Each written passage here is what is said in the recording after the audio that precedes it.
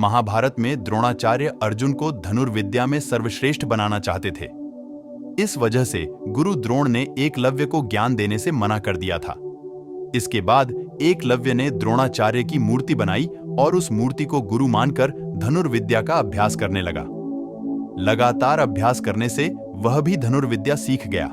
इसी दौरान एक दिन द्रोणाचार्य अपने शिष्यों और एक कुत्ते के साथ उसी वन में घूमने के लिए जाते हैं जिस वन में एकलव्य धनुर्विद्या सीख रहा था।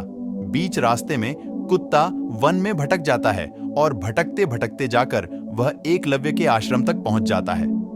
उस समय एकलव्य एकाग्रित होकर अपने धनुर्विद्या का अभ्यास कर रहा था, लेकिन कुत्ते के भौंकने की आवाज से एकलव्य के अभ्यास में बाधा आ रही थी। तब एकलव्य ने अपने कौशल से कुत्ते के मुंह में इस तरह बाण चलाए कि कुत्ते को जरा सी भी आहत नहीं पहुंची और उसका मुंह भी बंद हो गया। उसके बाद कुत्ता भी असहाय होकर वापस द्रोणाचार्य के पास चला गया। वहां पर द्रोणाचार्य और पांडव कुत्ते के इस हालत को देखकर आश्चर्यचकित रह गए। उन्हें जानने की तीव्र इच्छा जागी कि आखिर किस धनुर्धर ने इतने कुशल तरीके से कुत्ते के मुंह में इस तरह बाण चलाए हैं।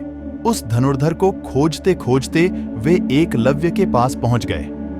एकलव्य को एक निष्ठा से धनुर्विद्या का अभ्यास करते देख द्रोणाचार्य को उनके गुरु के बारे में जानने की इच्छा हुई।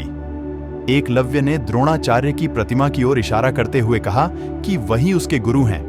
एकलव्य की निष्ठा और कुशाग्र धनुर्विद्या का कौशल देख द्रोणाचार्य को आशंका हुई कि कहीं वह सर्वश्रेष्ठ धनुर्धर ना बन जाए, क्योंकि यदि ऐसा हुआ तो द्रोणाचार्य ने अर्जुन को महान धनुर्धर बनाने का जो वचन लिया था वह झूठ साबित हो जाएगा। इसलिए वे गुरु दक्षिणा की मांग करते हैं। गुरु दक्षिणा में द्रोणाचार्य एकलव्य से उसके अंगूठा की मांग करते हैं और एकलव्य तत्क्षण बिना कुछ सोचे अपना अंगूठा काटकर द्रोणाचार्य के समक्ष प्रस्तुत कर देता है। इसके बाद एकलव्य अपने राज्य वापस चला जाता है। एकलव्य के पिता का नाम हिरण्यधनु था। वे श्रृंगवेरपुर नामक राज्य के राजा थे।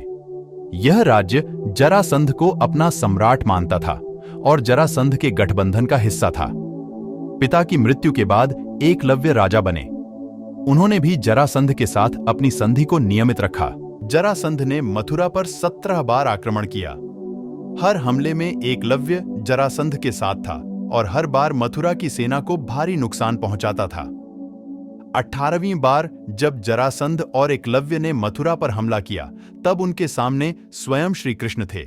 भगवान कृष्ण ने उंगलियों की मदद से धनुष चलाते हुए एकलव्य को देखा, उसकी प्रशंसा भी की, परंतु जरासंध का साथी होने के कारण स्वयं भगवान श्री कृष्ण को एकलव्य का वध करना पड़ा। महाभारत का युद्ध प्रारंभ होने से पहले एकलव्य का वध हो चुका था। एकलव्य के पुत्र केतुमान भी परंपरा अनुसार जरासंध की संधि में रहा और कौरवों की ओर से महाभारत के युद्ध में शामिल हुआ। तो यह थी एकलव्य से जुड़ी छोटी सी कहानी। आपको यह कहानी कैसी लगी कमेंट करके जरूर बताइएगा। धन्यवाद।